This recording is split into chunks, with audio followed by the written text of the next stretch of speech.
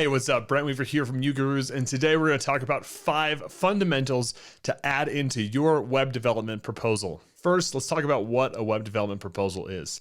It's just a document that clearly outlines what you're going to be producing for your client, generally how you're going to do it, and the investment involved, both the time and the money and the overall duration that this project is going to go through, and any specific terms the client should be made aware of before they actually accept the proposal in order to move forward with the work they're doing with you. Proposals are great because it clearly outlines what you're going to be doing for your client, and they understand and have clear expectations about what they're going to get in return for their investment. So let's talk about 5 important elements that should be found in every web development proposal. The first important section is the executive summary. The executive summary should be 1 page that clearly outlines what you're going to be producing for the client, why it's important, and the key goals and objectives for that client. They should be able to look at the 1 page of the executive summary and understand at a high level exactly what is going on with this project. The second important part is the project outline. Now, this is similar to an executive summary, but I'm not going to limit you to a single page when it comes to project outline.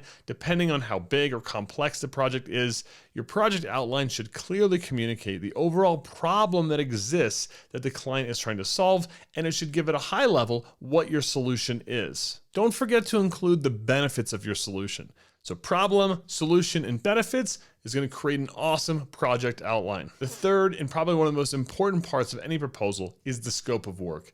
This is going to clearly outline what you're going to do and what you're not going to do.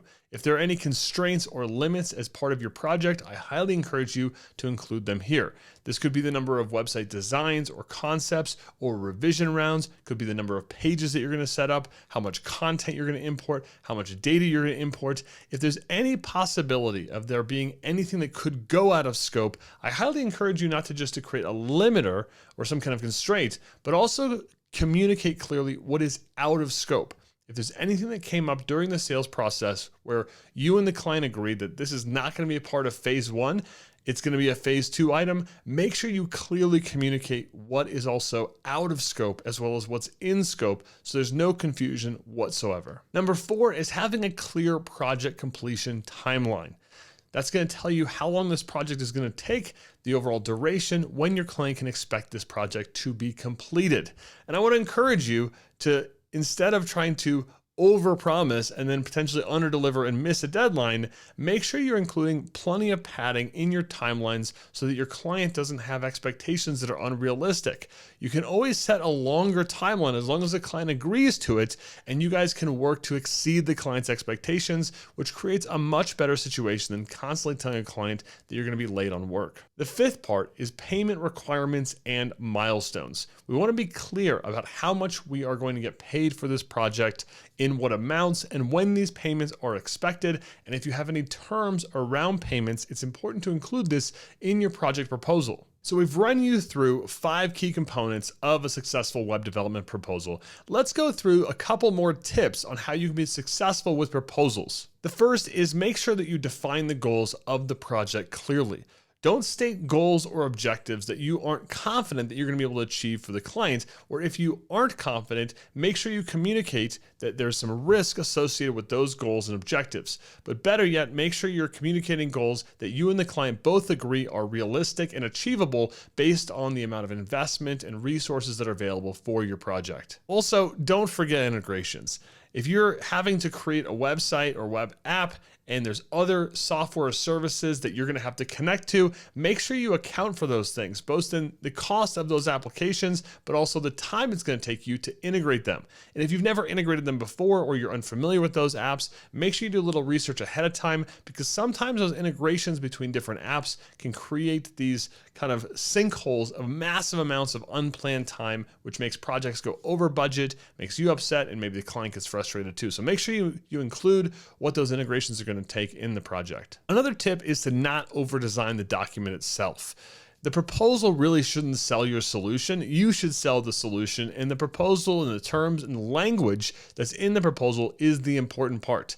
Make sure your proposal is professional, but we don't want the design and the overall document to take over the sale. We don't want a client to hire you because you had the fanciest design proposal. We want them to hire you because you have the right experience, you're going to be able to get them the results, you're competitive, and you're professional and clear in the work that you're going to be doing for your client. I've seen proposals where they literally become a distraction to the overall conversation, and it can become hard for a client to clearly read and understand what you're proposing for the project. Another tip is to focus on clarity and value. We don't want to include a bunch of language or words or technical things that our clients aren't going to understand. If they don't understand it, it probably doesn't belong in your proposal. Now, of course, you can include items that are relevant to your scope of work or limits on things that you need to be able to implement in the project itself, but you also want to make sure that you include language so that the client can actually understand what you're talking about.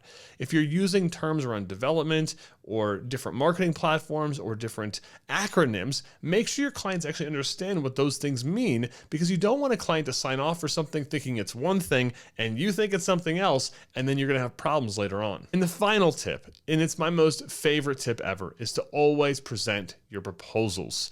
Don't outsource sales to your inbox or some cool proposal tool. There's some amazing tools out there to help you create proposals faster and help them get them in the hands of your clients easier so they can actually see what you're doing. But make sure you always create space to present your proposals, tell your prospective clients why you think this project is going to be so great, why you're the right fit for the project, and to be able to answer questions, because the proposal is just a document, and hopefully your prospective client has a lot of questions about what they're going to be investing in, because that means that they're engaged in the sales process. It means that you've got a great chance at winning this business. So stand out by presenting your proposals and not outsourcing that work to your inbox. All right, that's it for today's video. I hope you enjoyed these tips on creating better web development proposals. Until next time, I'm Brent Weaver.